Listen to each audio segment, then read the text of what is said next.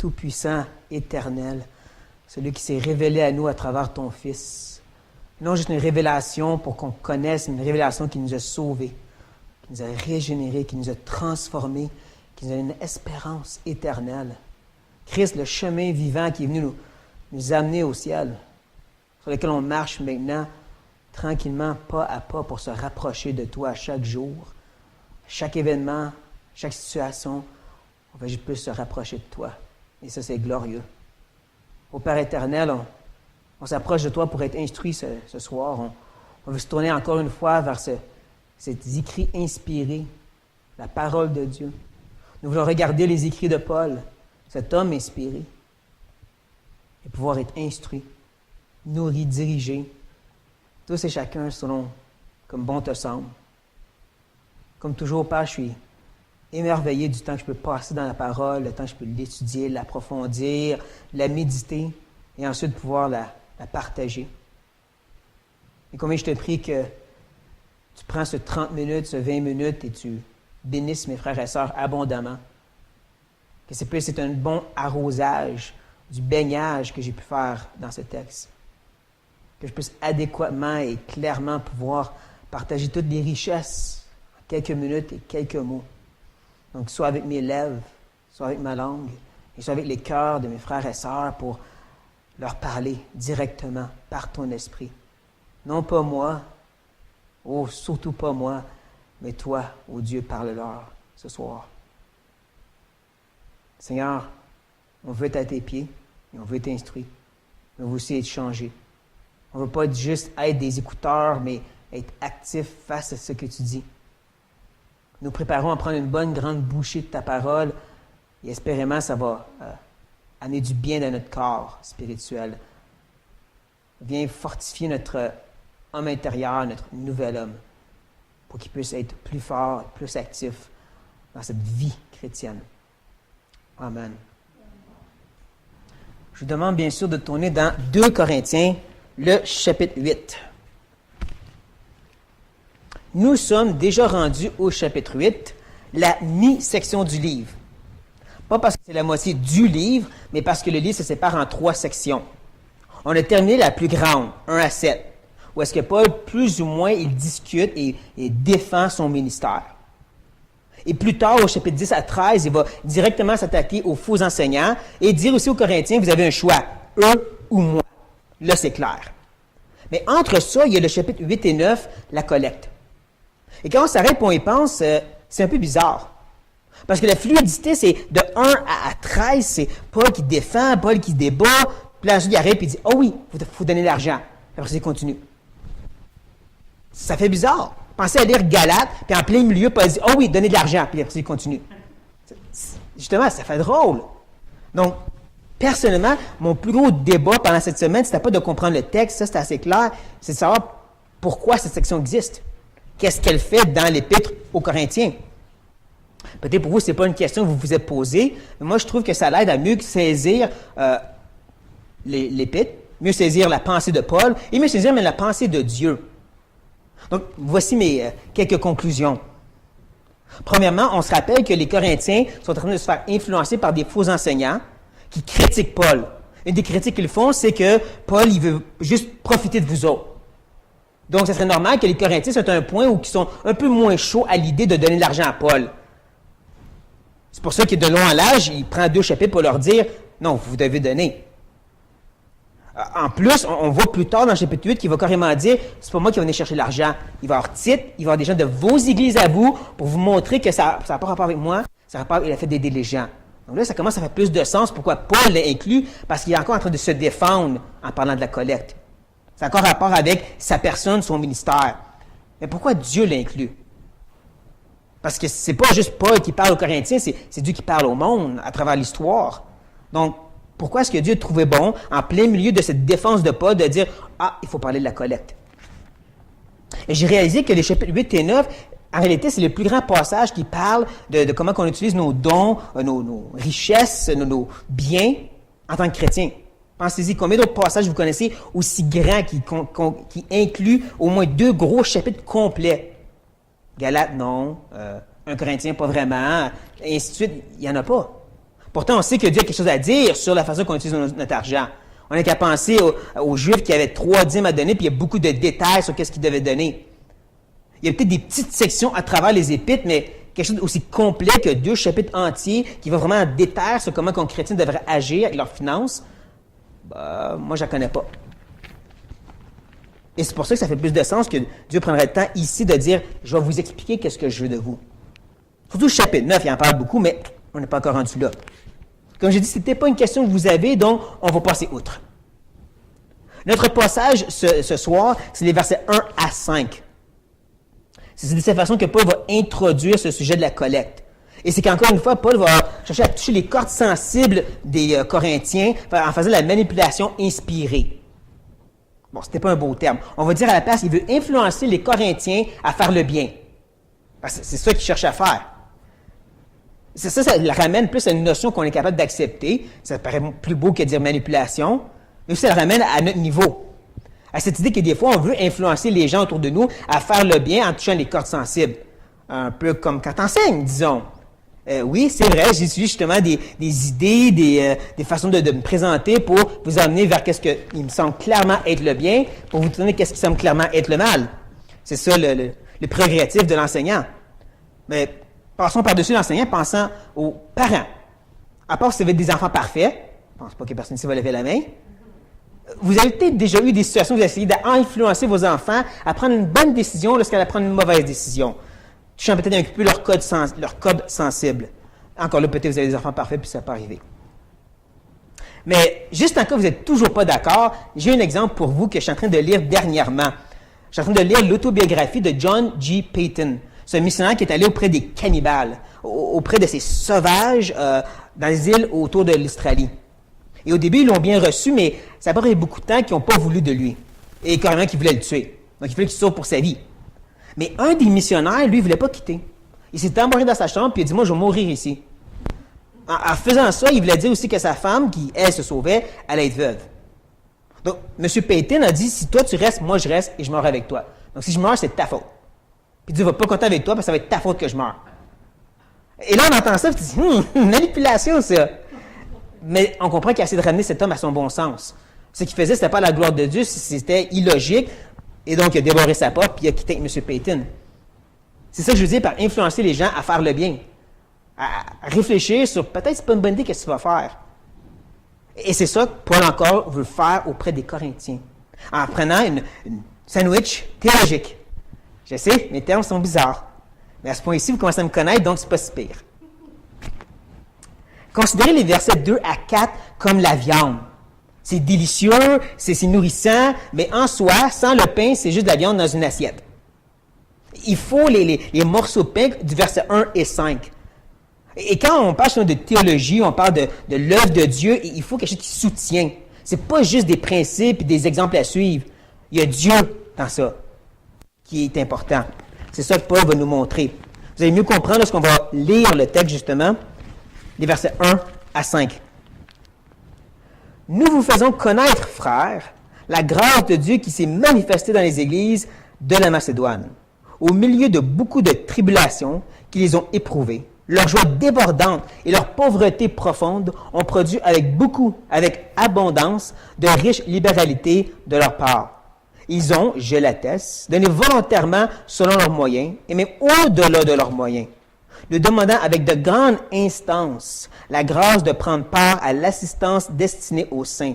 Et non seulement ils ont contribué comme nous espérions, mais ils se sont d'abord donnés eux-mêmes au Seigneur, puis à nous, par la volonté de Dieu. Merci. Je suis en train de checker.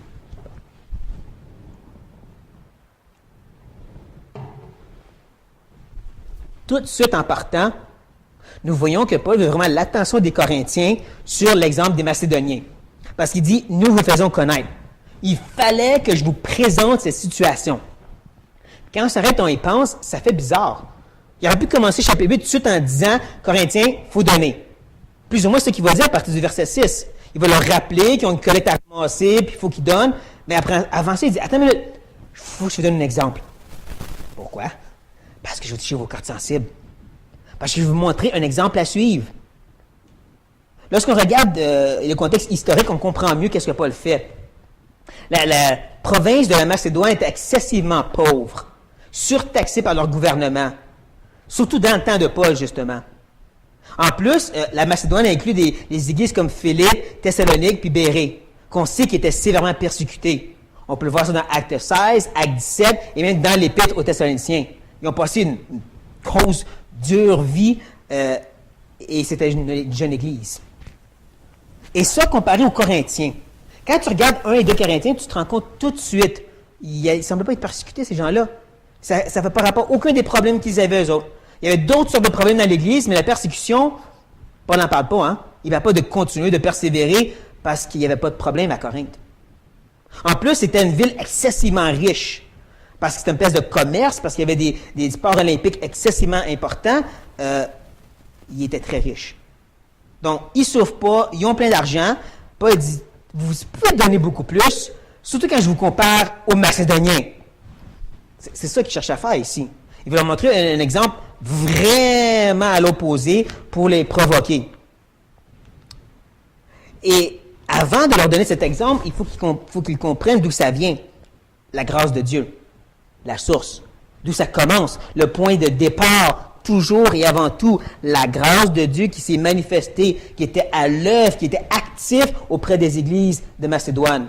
C'est pas regarder les merveilleux Macédoniens, c'est regarder qu'est-ce que Dieu a fait avec les merveilleux Macédoniens. Là, on arrive au verset 2. Et comme je l'ai mentionné dans mon blog, il y a au moins plusieurs, honnêtement, jeux de mots et contrastes que Paul il fait. Et je dirais même que ma capacité du grec est si limitée, je ne peux pas toutes vous les montrer. Il y en a un qui est assez évident, puis ça, c'est l'utilisation de mots d'excès. Beaucoup, débordant, profonde, comme l'excès de manquer, abondance, c'est tous des mots d'excès. Il y en a 4, un après l'autre, dans un petit verset. Paul veut qu'ils comprennent que Dieu était vraiment, énormément, beaucoup, abondamment à l'œuvre auprès des Macédoniens. Premièrement, on voit qu'il y avait beaucoup de tribulations, de souffrances, de difficultés. Arrêtez-vous pas juste à la persécution, mais pensez vraiment que ça allait mal, dans tous les sens possibles. Ça allait mal et ils étaient éprouvés. Un mot qui veut dire d'être testé, qui veut dire d'être mis dans le feu, ou même littéralement, c'est d'être testé pour être prouvé comme authentique. 100% vrai bœuf, parce que c'est de la viande. Ou si vous préférez, 100% vrai chrétien. C'est mieux ça. Oui, je sais qu'il y a des végétariens ici, désolé. 100% vrai carotte. Mais pourquoi est-ce qu'on pourrait vraiment les appeler les 100% vrais chrétiens? Ben, c'est parce qu'ils débordaient de joie dans la tribulation. Pas besoin d'être un spécial comme moi pour se réjouir dans la souffrance. C'est l'œuvre de Dieu. Les stoïques sont capables de souffrir et de persévérer, mais de se réjouir avec débordement pendant que tu as mal, ça c'est Dieu. Rien d'autre que Dieu. Et c'est là que Paul commence son premier contraste. De cette joie qui débordait, il y avait une pauvreté profonde. Un mot qui parle de la profondeur de l'océan, de vraiment avoir le fond du baril. Ils ont gratté le fond du baril de leur pauvreté. À part ça, le mot pauvreté veut dire mendiant. Je ne parle pas que Paul est littéral ici, parce que, quand même, il fait des jeux de mots, mais il était vraiment, vraiment pauvre. Ils ont vraiment embarqué dans le baril pour sortir au moins une chose à donner. Comparé à avant, leur joie, ça débordait. Mais du fond du baril qu'ils ont embarqué pour sortir quelque chose, a aussi été une abondance de riche libéralité. Et on nous dit que le mot abondance, c'est rattaché au monde des affaires, le business. C'est vraiment le contraste le plus total d'être dans le rouge. En d'autres mots, va sur Wall Street, agite des bons à ses compagnies parce qu'elle continue toujours à monter. Ça, c'est comment eux ont donné. Du fond du baril est sorti un geyser de libéralité. Contraste, hein? Tu as une joie qui déborde parce qu'il vient de la pauvreté, qui n'ont rien, mais qui se ressort des grandes richesses de libéralité. Mais le terme libéralité en soi, c'est spécial parce que ça veut juste dire simple. Là, tu lis ça, tu dis, de leur riche simple, leur riche simplicité. Ça, c'est la richesse du mot grec. Il y a une image qui est rattachée à ce mot, et c'est l'image d'un linge ou d'un mouchoir, si vous préférez, complètement ouvert. Il n'y a pas de petit raccoon qui cache quelque chose. C'est ça l'idée de simple, justement, mais ici, c'est clair, c'est prends tout. Je garde rien. Donc, si je peux l'illustrer un petit peu en m'utilisant, je vais dans le fond de mon baril, puis qu'est-ce que je chasse? C'est un pot de beurre d'arachide puis de marmelade. J'aime pas trop la marmelade, donc tu peux prendre ça, Paul. Je donne du fond du baril, mais je garde qu'est-ce que j'aime. Libéralité, c'est prends tout. Si je préférais le beurre d'arachide, je vais garder la marmelade s'il faut. C'est ça qu'ils ont fait, les Corinthiens. C'est pas de mesurer puis d'essayer de structurer combien qu'on donne, c'est de dire j'ouvre mes mains, mon portefeuille, mon cœur, prends-le. Et Paul, comme il dit au verset 3, je l'atteste, j'en suis un témoin. Et comme on l'a vu au chapitre 7, Paul il est tout un témoin. Pour ceux qui étaient absents, qui incluent presque la moitié de la salle, si je ne me trompe pas. Ah oui, le verset 14. Quand Paul leur dit au milieu, mais comme nous vous avons toujours parlé selon la vérité, ce dont nous sommes glorifiés auprès de Tite, c'est de trouver aussi la vérité. Dans le sens que j'ai dit à Tite que vous allez vous repentir, et encore une fois, j'ai dit la vérité parce que c'est ça qui est arrivé. Donc Paul est un bon témoin, il dit toujours la vérité. On l'a vu à tous les autres chapitres avant ça, Paul disait qu'il était sincère, véridique, honnête, et ainsi de suite. Donc c'est un bon témoin des gens de Macédoine. C'est peut-être juste en cas que les Corinthiens disent « Ouais, tu inventes des histoires de poissons. » Il dit « Non, non, vous savez que je suis véridique. » Et en tant que témoin, je vous dis qu'ils ont donné, premièrement, volontairement. Paul, il n'a pas dû les obliger. Il n'a pas été obligé d'aller à faire un petit message en avant et de dire « J'ai 40% de soutien, j'ai besoin juste un peu plus de vous autres. » Il a fait un gros speech pour essayer de les convaincre. Non, il est arrivé et ils ont presque sauté sur Paul et dit « Tiens, prends. » On va voir plus tard, ils ont presque forcé Paul à le prendre, qu'est-ce qu'il avait à donner.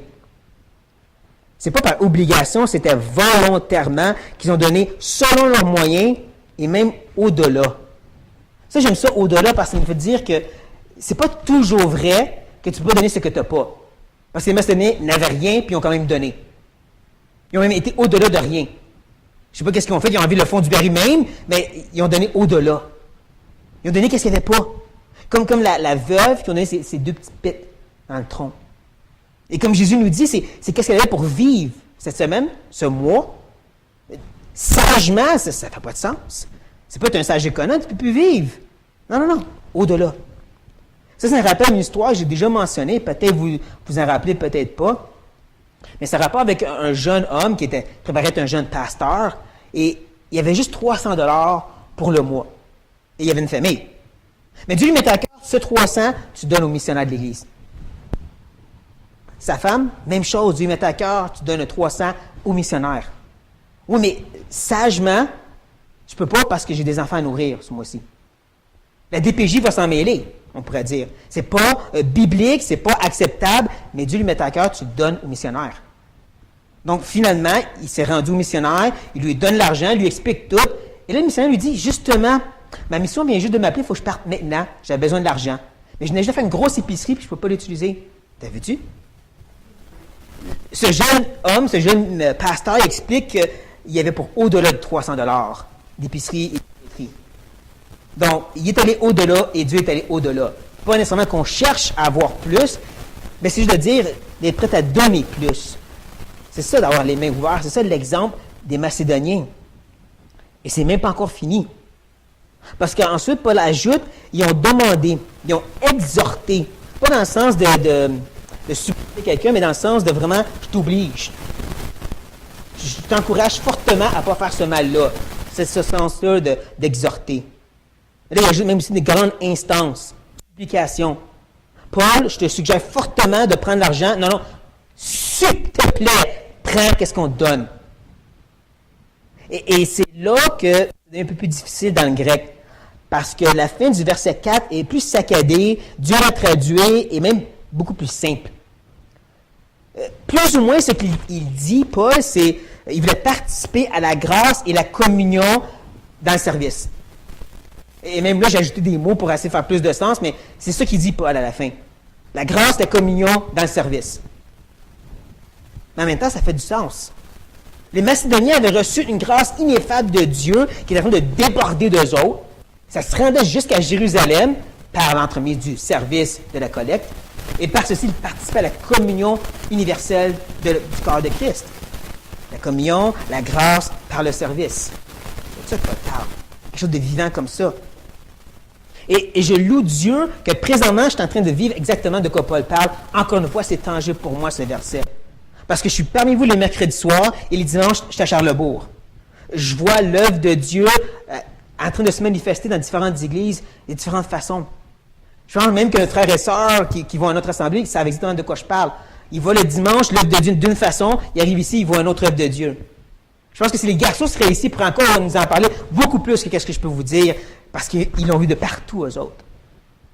Cette communion. Et bien sûr, moi, c'est la communion dans le service, parce que je vais là-bas pour prêcher. Mais n'oublions pas la grâce. Comme presque tous le savent, cette série d'études que je fais les dimanches matins, c'est quelque chose qui a dû me mettre à cœur depuis des mois maintenant. Des années, mais je dirais que Dieu travaille et fait cette grâce en moi de réfléchir sur ce sujet de la vie ensemble. Et ensuite, je l'ai vu agir ici à l'Assemblée. Et là, maintenant, je l'ai pris, Dieu l'a modifié, puis je l'ai amené à Charlesbourg. Dimanche passé, j'ai prêché Romains 14 au complet dans un message. J'ai vu les 4 messages transformés, modifiés par la grâce de Dieu et apportés là-bas pour faire son œuvre là aussi. Je comprends de quoi Paul parle. Mais je comprends aussi que ce n'est pas les Macédoniens, ce n'est pas Martin, c'est Dieu. Parce que Paul dit au verset 5, « Et non seulement ils ont contribué comme nous l'espérions. » Le non seulement, c'est comme s'il dit, c'est pas ça le plus important. Non, mais ils se sont d'abord donnés eux-mêmes au Seigneur. C'est la fameuse synergie qu'on a vue au chapitre 6, verset 1. Paul en synergie avec la grâce de Dieu, qui faisait en sorte qu'il faisait l'œuvre de Dieu avec succès. C'est ce qui se passait ici.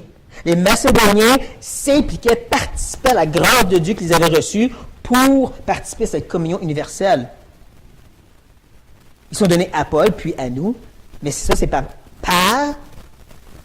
la volonté de Dieu. Ça, c'est l'autre croûte de pain. Ça commence et ça termine par Dieu. Ça, c'est l'œuvre en laquelle Dieu prend plaisir. Ça, c'est à la gloire de Dieu.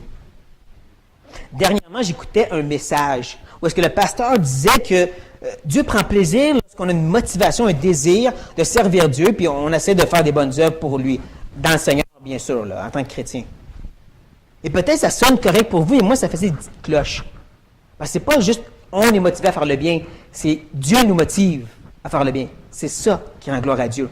Parce que c'est lui la source, c'est lui l'élément déclencheur. Il donne le vouloir et le pouvoir. Ça, c'est ce qui lui rend gloire. C'est pas juste un beau verset que j'aime utiliser pour montrer que Dieu fait tout. C'est une réalité théologique. C'est une réalité pour nous tous. Ça commence par Dieu te motive, Dieu te donne la capacité, tu participes et Dieu termine l'œuvre et dans ça, Dieu est glorifié. C'est pas juste les œuvres en soi qui glorifient Dieu. C'est pas de faire des grandes choses pour Dieu. Samuel a dit clairement à Saül, Dieu ne veut pas des sacrifices à profusion. Ce qu'il veut, c'est un cœur attentif qui dit quelle est ta volonté. Un cœur que Dieu motive à dire quelle est ta volonté. Ensuite, on fait la volonté, et dans tout ça, c'est Dieu qui l'a fait, et Dieu est glorifié. Il ne veut pas que nous, on participe à ça dans le sens, je fais l'œuvre, je suis motivé. Donc, dans cette sphère de la grâce, qui est plus que juste une sphère dans laquelle on est protégé dans notre communion avec Dieu, mais une sphère que Dieu est activement en train de nous changer et nous motiver. Dans cette sphère de la grâce, Dieu nous pousse à aller au-delà. Plus loin que ce qu'on est habitué à faire. Plus loin que cette fameuse phrase qu'on n'est pas supposé dire, je suis plus capable. Oh, j'en ai eu des moments quand j'ai dit à Dieu, non, je suis plus capable. Et qu'est-ce qu'il m'a répondu? Un peu plus. Juste un peu plus. Non, un peu plus encore. Et là, tu regardes en arrière, 10, 20, peut-être 40 ans, tu dis, Dieu m'a vraiment étiré au-delà de mes capacités. Et regarde qu'est-ce qu'il a fait avec ça. Si je fais juste penser à ce mois-ci, selon l'invitation que j'ai reçue de Simon au début du mois, l'idée que je travaille déjà beaucoup et je suis impliqué dans l'Église, et là, je vais devoir aller à une autre Église pour enseigner. Donc, je vais prêcher un dimanche, un mercredi, un dimanche, un mercredi, un dimanche, puis après ça, un autre dimanche le 28. Il faut que j'étudie pour ça, j'ai ma relation avec Dieu, j'aille travailler, et en plus, il faut que je me déplace pour aller à Charlesbourg. Et j'ai pas d'auto, comme vous le savez. Donc, la leçon que j'ai eue, bien sûr, c'est le covoiturage, qui veut dire que je vais faire confiance, que, comme ce vendredi, que je vais aller à la station Berry-UQAM de Montréal, je vais attendre un auto qui va supposément venir me chercher, même si je ne le connais pas, m'amener jusqu'à Québec. Et là, dimanche, quelqu'un de Québec va me débarquer à une place de rencontre encore, où je vais attendre quelqu'un que je ne connais pas, qui va me ramasser et qui va m'amener jusqu'à Saint-Jérôme. Ouais, ça, je n'aurais pas fait ça il y a quelques mois. Et c'est pas quelque chose que j'aurais fait il y a quelques années. Mais Dieu m'a étiré et m'a emmené à ce point-là. Si je penche sur mes finances, je suis quelqu'un d'excessivement cheap. OK, on dirait plus à un chrétien, je suis un sage économe. Moi, je dirais cheap. J'accumulais un compte en banque, des dépenses excessives. Ouais, non, je ne faisais pas ça. Il n'y a pas vraiment grand-chose que je voulais acheter, donc en accumule. Le budget bien structuré. Il ne vous surprend sûrement pas. Et là, je me suis marié. Ouais, l'argent mis de côté, ça l'a arrêté. Des dépenses excessives, ça a commencé. Mais aussi la générosité. Honnêtement, je n'ai jamais rencontré quelqu'un aussi prêt à donner. Donner et donner encore plus. Tu veux, prends. Et vous comprenez, je ne parle pas de moi ici. Mais par ceci, Dieu m'a appris à faire la même chose. Et là, maintenant, je regarde qu'est-ce que je donne, puis je dis, wow, qu'est-ce que je suis en train de faire? Et j'espère que vous n'entendez pas des pétages de bretelles, mais des louanges à Dieu, parce que si je suis là en train de faire ça, c'est Dieu. C'est pas moi. Comme pour les Macédoniens, Dieu faisait cette œuvre-là, mais Dieu l'utilisait pour motiver les Corinthiens à suivre l'exemple. Et donc, en passant à ma propre vie, je vais prendre le temps maintenant pour louer Dieu.